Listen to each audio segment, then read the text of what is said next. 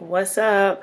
It is December 2012, and I am here because it is my 2-month Big Chop anniversary. I Big Chopped October 4th, and before that, I had transitioned for 8 months. So I am 10 months post, 10 months no relaxer and 2 months post Big Chop. And it has been a really interesting experience. I've loved every moment of it. I'm so happy that I cut my hair, and my hair has grown a lot in 2 months. I did a 1 month post BC, and so this is my 2 month, because I've kind of learned some different things within the past 2 months, even within the past month. I probably won't do another like post Big Chop maybe until like month 5 or so, which means that it'll be maybe around February when I do another post Big Chop talk. And in February, it will be a year that I have not had a relaxer in my hair. So I'm really excited. I didn't think I would actually, one, go so long without a relaxer, and two, cut all my hair off. But as you can see, it is definitely growing. And this is I've had the braids in since last Thursday. It's Tuesday today.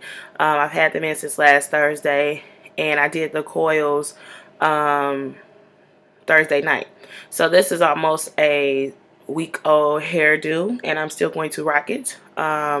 This was actually Coils, and I took the coils out. I went to a Trey Songz concert. I went to the Chapter 5 concert in Chicago on December 1st, and so I wanted to do something with my hair. So it was all for you, Trey.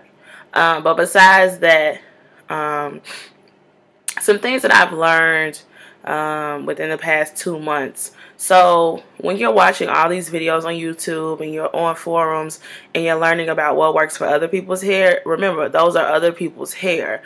The same thing that works for one girl won't work for your hair. Just because it seems like you guys have a similar hair type, you also have to understand that your body chemistry is completely different. So something that one person can do, you can't do. With regards to washing your hair, when I was relaxed, I washed my hair every week because I had a very oily scalp, and I still do have a very oily scalp. I don't put a lot of oil in my hair because my scalp produces oils on its own, and I just feel like all that oil just is a problem. So I don't do a lot of oils. What I do is I have my own spritz mix, which is water, olive oil, coconut oil, tea tree oil, and peppermint oil in a spray bottle. And I use that to like moisturize my hair and add a little bit of oil.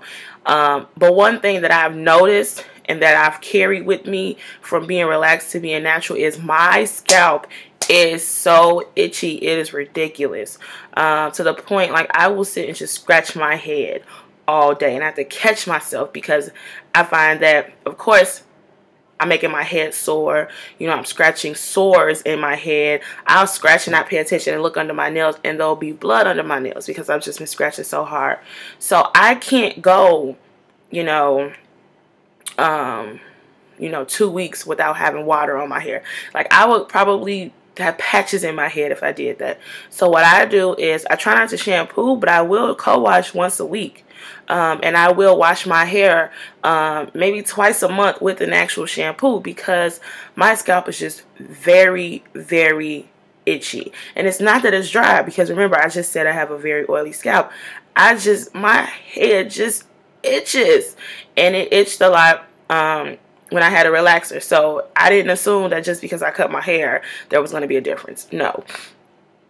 So you have to just kind of learn what works for your hair. Product wise, I'm still, again, as I've said in previous videos, using products that I used on relaxed hair because I refuse to throw away anything. But As my oil, I am using olive oil. I'm using EVOO. As a shampoo, I have some Motions shampoo left over that I was using when I had a relaxer, and I understand it has sulfate in it, and again, you have to figure out what works best for you. You also have to be economically smart about things. I'm just not throwing away shampoo just for the sake of throwing shampoo away. I'm sorry. So I wash my hair with that. I condition my hair with Hello Hydration by Herbal Essence. I really like how that works on my hair. When I am coiling my hair, because my hair is still to me a little too short to try to do twist outs, and it's a lot of work, so I just do coils in my hair. And I am using Shea Moisture's curly pudding, and I like it. For this for this coil set, I actually used some Miss Jessie's, and that was only because I was in Chicago and my sister, who's also natural, had some, and I just wanted to see how it works. I will say I like the thicker consistency of it. I like how my hair looks when I first got done doing it. So when it was still wet, and the coils to me were really juicy to me.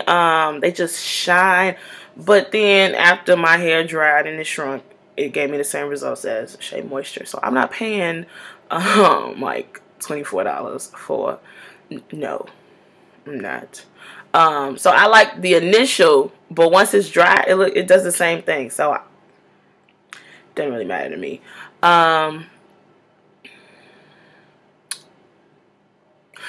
Oh, what I did do, when I had a coil out and I wanted to see how my hair, I wanted to, slick the sides back. So I used the Herbal Essence gel, which isn't a gel, and I've seen other reviews on it. It's not a gel. It's more like a pomade. It's more like jam. And I used that, and it laid my edges down, and actually kind of defined my, my wave pattern and my curl pattern or whatever. But I don't do a lot. I honestly, because I feel like my hair is still pretty short, I do coils and I rock coils, and I will wear coils as coils for 4 or 5 days until they begin to look a little frizzy. Then I'll take them down and I'll rock a coil out, and I love it. I've been experimenting with like scarves and headbands and things like that, and they're okay, but I'm just kind of like, I'm just gonna rock it as it is. So these are things that I've learned about my hair. My hair likes water. All of our hair in your natural likes water. I live in Indiana right now because, again, I'm in school, and the Muncie water is horrible. It is so hard. It's so horrible. But for the time being, it works. But you will learn different things about your hair over time. When my scalp is really itchy, getting back to that, I will take my spritzer, so the tea tree oil, the peppermint oil, coconut oil, EVO oil, and water. And what I'll do is, when I know that my scalp is getting ridiculously itchy, I'll add more drops of the tea tree oil and the peppermint oil into the spritzer, shake it up, and actually go in between places in my hair and spray it, saturate those spots, because the peppermint oil and the tea tree oil work as like astringents in a sense, and they also like relieve. So most like anti-itch formula like shampoos and conditioners have like menthol in them, but they also have like some form of peppermint in them, because that peppermint soothes your scalp, as well as tea tree oil. If you buy tea tree oil like at Walmart, it's for itchy scalps or whatever, that soothes it. So it's helping me out a little bit, but I still have to wash my hair.